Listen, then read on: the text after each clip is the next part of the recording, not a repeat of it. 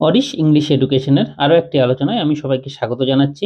আজ আমি আলোচনা করব মনোজ মিত্র, যিনি বিখ্যাত নাট্যকার এবং অভিনেতা, তার জীবনী। তোমরা জানো এই বছর 2025 সালের মাধ্যমিকে বায়োগ্রাফি রাইটিং একটা গুরুত্বপূর্ণ রাইটিং স্কিলের টপিক হতে পারে, এবং সেগুলোর মধ্যে যদি বায়োগ্রাফি থেকে কোশ্চেন আসে তাহলে মনোজ মিত্রের জীবনী, বায়োগ্রাফি অফ মনোজ মিত্র, এটা খুবই প্রবাবল কোশ্চেন। তো এইটাকে মাথায় রেখে আমি উত্তর করে দিয়েছি। তোমরা যদি ভালোভাবে এটা লিখতে পারো, এবং একটা দুটো ক্ষেত্রে পয়েন্ট একটু আলাদা হতে পারে, সেই পয়েন্ট অনুযায়ী তোমরা যদি লিখতে পারো ঠিকঠাকভাবে, তাহলে ফুল মার্কস পাওয়ার সম্ভাবনা খুব বেশি। তাহলে এখন এসো দেখে নিই কিভাবে এটা আমরা লিখব। টাইটেল হবে মনোজ মিত্র, এরপর লেখাটা শুরু হচ্ছে। Manoj Mitra, the Bancharam of Bengali cinema, was born on the 22nd November 1938 at Dhuliar village, now in Bangladesh. Manoj Mitra, যাকে বাংলা সিনেমার বাঞ্ছারাম বলা হয়, তিনি জন্মগ্রহণ করেছিলেন 1938 সালের 22শে নভেম্বর ধুলিহার গ্রামে, যেটা এখন বাংলাদেশে অবস্থিত। His father was Ashok Kumar Mitra, তার বাবা ছিলেন অশোক কুমার মিত্র। এবারে পয়েন্টে যদি তার মায়ের নাম থাকে তোমরা সেখানে লিখবে, কিন্তু মায়ের নামটা নর্মালি খুঁজে পাইনি, বা মায়ের নামটা, তার মায়ের বিষয়টাতে অতটা বিষয় জানা যায়নি, তাই এখানে আমি শুধুমাত্র বাবার নাম দিয়েছি। ফ্রম হিজ চাইল্ডহুড, তার শৈশবকাল থেকেই Manoj was attracted to the jatras that used to be held in their countryside during the Durga Puja.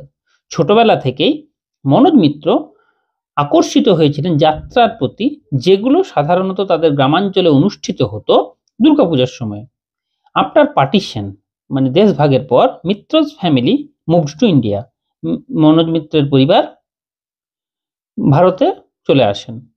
His school life began at Dandirhat NKUS Niketan near Basirhat. এগুলো পয়েন্টেই থাকবে।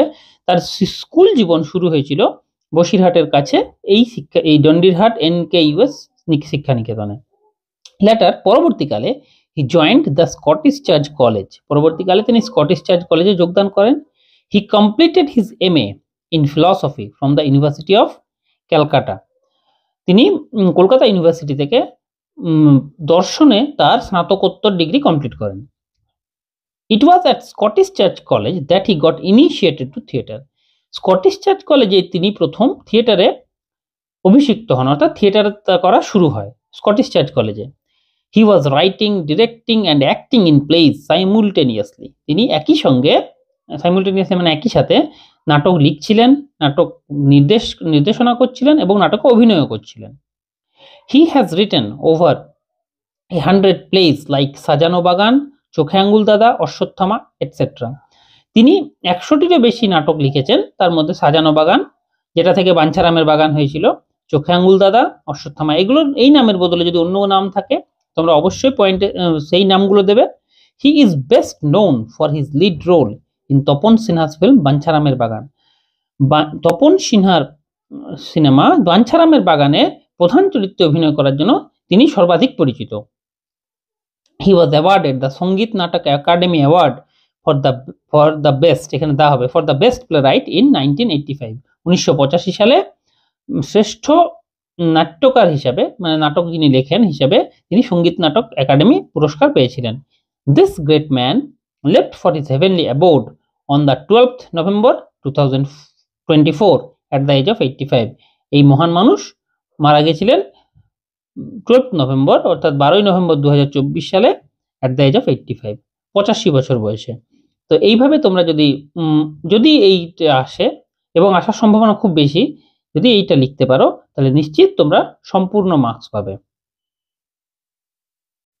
এই আলোচনাটা শেষ পর্যন্ত দেখার জন্য ধন্যবাদ। এছাড়া আমার মাধ্যমিক 2025-এর যে ইংরেজি সাজেশন আছে সেটা আমি সবাইকে দেখতে বলবো। সেটা যদি তোমরা ঠিকঠাকভাবে প্রস্তুত করে যাও তাহলে তোমাদের ইংরেজিতে দেখবে বেশিরভাগ কোশ্চেনটাই কমন এসছে, এবং তোমরা নিশ্চিতভাবে 80%-এর বেশি স্কোর করতে পারবে। এবং আমার সাথে যোগাযোগ করতে চাইলে আমার হোয়াটসঅ্যাপ নাম্বারে তোমরা যোগাযোগ করে ইংরেজি সংক্রান্ত যে কোনো, যদি তোমাদের রাইটিং স্কিলের কোনো টপিক থাকে তোমরা বুঝে বলতে পারো। আমি চেষ্টা করব তোমাদেরকে সেই উত্তরটা দিয়ে দেওয়ার।